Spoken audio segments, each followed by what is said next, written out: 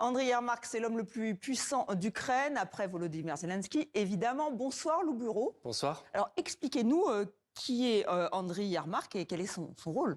Eh bien oui, Estelle a 53 ans. C'était un fidèle parmi les fidèles de Volodymyr Zelensky, son bras droit, Andriy Yermak. Vous l'avez sans doute un jour aperçu lors des déplacements du président ukrainien, que ce soit dans le bureau ovale face à Donald Trump, ou alors il y a quelques jours aux côtés du roi Felipe d'Espagne, ou encore à Kiev il y a 2 ans lors de la visite de Joe Biden. Andriy Yermak était discret mais omniprésent. Ancien producteur, il vient lui aussi du monde de la télévision comme le président ukrainien. Les deux hommes se connaissent de longue date et depuis 2020, Andriy Yermak occupait un poste clé, chef du cabinet présidentiel, soupçonné d'être impliqué dans un système de détournement et de blanchiment portant sur plus de 100 millions de dollars dans le secteur énergétique.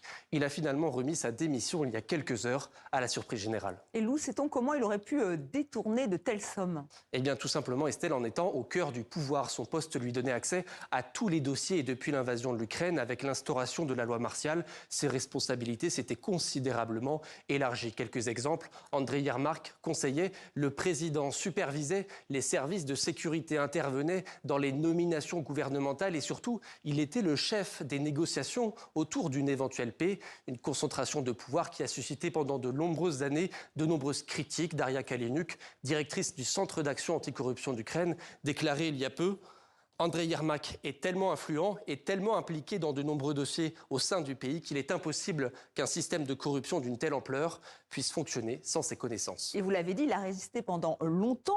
Pourtant, il y a eu des appels répétés à sa démission. Qu'est-ce qui a fait basculer la situation ?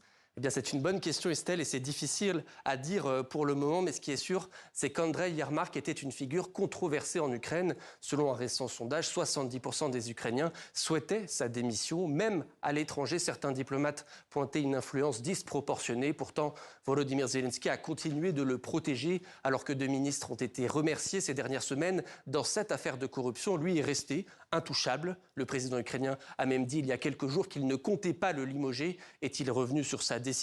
On en saura sans doute un peu plus dans les prochaines semaines.